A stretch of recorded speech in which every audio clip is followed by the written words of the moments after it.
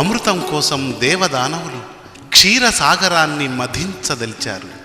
మహాకూర్మం విష్ణువు సముద్ర గర్భంలో నిలవగా దానిపై మందర పర్వతాన్ని కవ్వంగా ఉంచారు.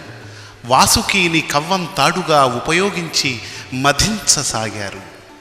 పాల సముద్రం నుండి ఎన్నో పవిత్ర వస్తువులు రాసాగాయి.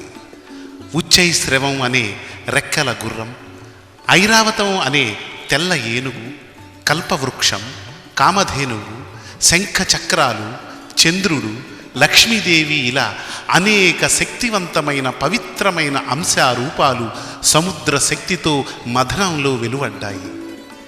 వీటన్నిటి మేలు కలయికే సముద్ర జనితమైన ఈ గోమతీ చక్రం. దీనికి ఒకవైపు కూర్మాకృతి, ఇంకోవైపు చక్రాకృతి ఉంటాయి.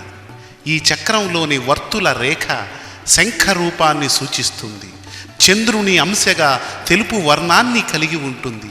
వీటన్నిటి కలయిక వల్ల ఇది మహాలక్ష్మికి అత్యంత ప్రీతిపాత్రమైంది.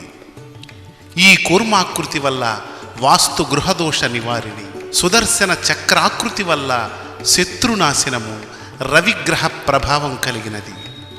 ఈ గోమతీ చక్రంలో శంఖు ఆకృతి వల్ల కార్యజయం కలుగుతుంది. చంద్ర శ్వేత రూపు వల్ల మనశ్శాంతి చేకూరుతుంది. ఈ గోమతీ చక్రంలో సర్పిలాకృతి కలిగి అన్యోన్యతని ప్రసాదించేది. అలాగే రాహువు కేతువు గ్రహ దోషాలు కూడా నివారణమవుతాయి. ఈ గోమతీ చక్రంలో 6, 9 సంఖ్యలు కలిగి ఉంటాయి. ఈ 6, 9 సంఖ్యలు అంతర్లీనంగా ఉంటాయి. ఇది కుజ శుక్ర గ్రహములకు అనుగ్రహకారిణి. ఒకే పవిత్ర వస్తువు ఇన్ని విశిష్టతలను కలిగి ఉండటం అనేది సాధారణంగా సాధ్యం కాదు. ఇది ఈ ఒక్క గోమతీ చక్రానికి సాధ్యమైన విశిష్టత. క్షీర సముద్రంలో జన్మించిన శ్రీ లక్ష్మీదేవికి సహోదరుడుగా చంద్రుడు కూడా అదే సముద్రంలో పుట్టాడు. అందుచేతనే సముద్రంలో పుట్టిన ముత్యం చంద్ర స్వరూపంగా నవరత్నాలలో భావిస్తున్నాం. కనుక గోమతీ చక్రం కూడా స్వాతి నక్షత్రంలో ముత్యంలాగానే జన్మిస్తుంది. అంతేగాక ఇది విష్ణు స్వరూపం గనుక లక్ష్మీదేవి ఈ చక్రాన్ని ఆవహించి ఉంటుంది. ఈ గోమతీ చక్రానికి ఉపరితలం కూర్మం ఆకారంలో ఉండి విష్ణు వంశతో కలిసి ఉంటుంది. అందువల్ల గృహ వాస్తు దోష నివారణకి ఇది మార్గమవుతుంది. ఈ గోమతీ చక్రం క్రింద తలం సర్పిలాకారంలో ఉండి ఆదిశేషువుని తలపిస్తుంది. అందువల్ల ఇది నాగదోషాల్ని నివారిస్తుంది. ఈ గోమతీ చక్రంలోని శ్వేతవర్ణ భాగంలోని సర్పిలాకృతి ఒకవైపు 6, మరోవైపు 9 వలె గోచరిస్తూ ఉంటాయి.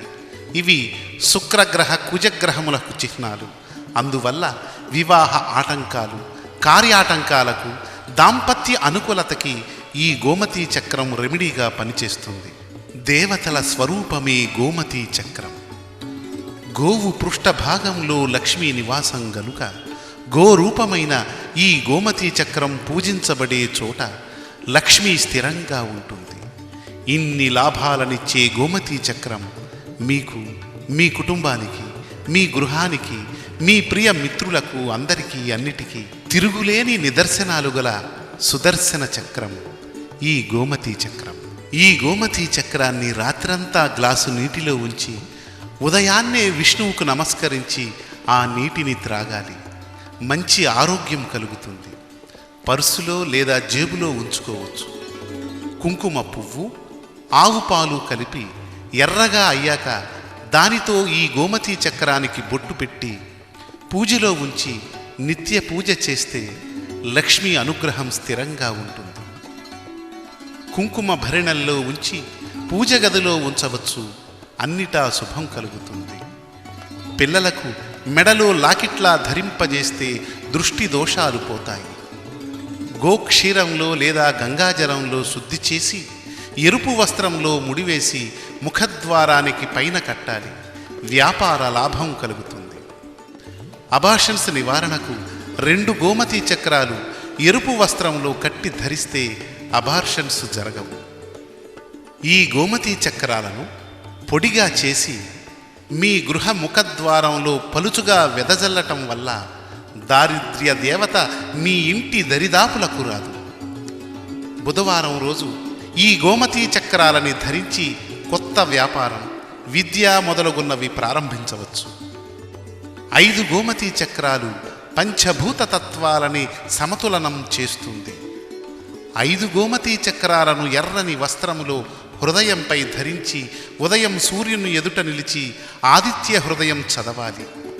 ఇలా చేయటం వల్ల అన్ని దీర్ఘరోగాలు నాశనమవుతాయి.